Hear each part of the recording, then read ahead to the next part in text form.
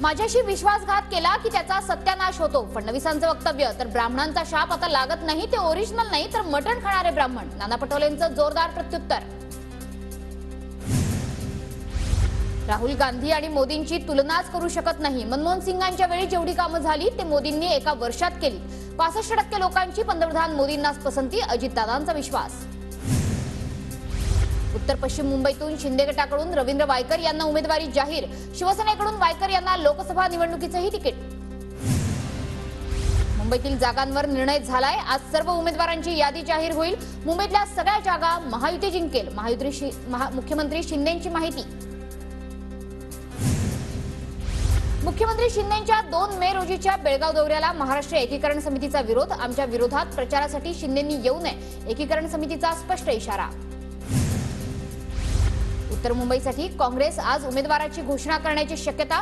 काळू बुधालिया किंवा भूषण पाटलांचं नाव घोषित होण्याची शक्यता, सूत्रांची माहिती. मानखुर्दमध्ये संजय पाटलांच्या गुंडांकडून पुन्हा एकदा दगडफेक. उद्या मानखुर्दमध्ये पुन्हा येईन, हिम्मत असल्यास समोरून वार करा, मिहीर कोटेचा यांचा इशारा. दगड मारण्याचं काम आमचं नाही, ज्याने दगडफेक केली असेल त्यांवर पोलिसांनी सक्त कारवाई करावी, मिहीर कोटेचांच्या आरोपाला संजय दिना पाटलांचं उत्तर.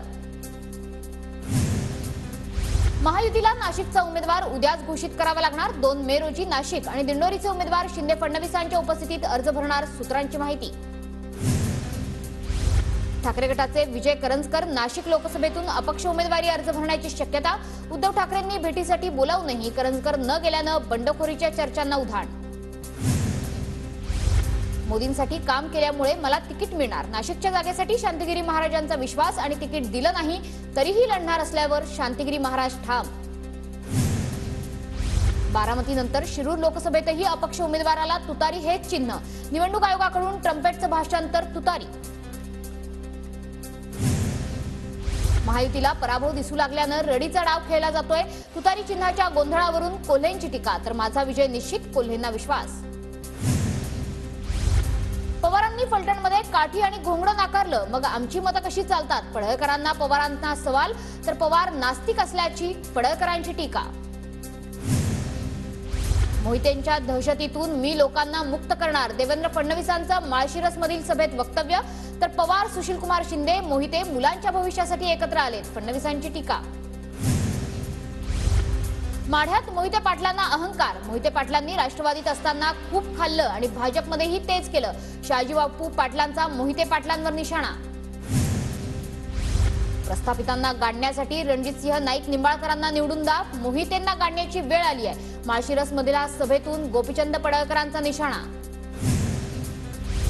धाराशिवमध्ये माझं काहीच काम नाही, मग माझ्या विरोधात मोदींना सभा का घ्यावी लागते? आज होणाऱ्या मोदींच्या सभेवर महाविकास आघाडीचे उमेदवार ओमराजे निंबाळकरांची टीका. शरद पवार राज्याच्या राजकारणातले शकुनी मामा. सदाभाऊ खोतांकडून शरद पवारांचा शकुनी मामा असा उल्लेख. निवडणुकीत शरद पवारांचा पराभव करायचा आहे, सदाभाऊ खोत यांचा निर्धार. हा व्यक्ती आत्मघातकी आणि द्वेषी माणूस, नेहमी सूडबुद्धीने वागण्याची त्यांची अनेक उदाहरणं. धनंजय महाडिकांची सतेज पाटलांचं नाव न घेता टीका. बावनकुळेंकडून उद्धव ठाकरेंचा महानालायक असा उल्लेख.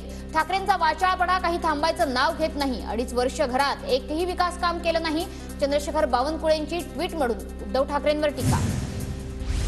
उद्धव ठाकरे यांच्या मागे जनता असल्यानं भाजपकडून खालच्या पातळीवरची टीका होते.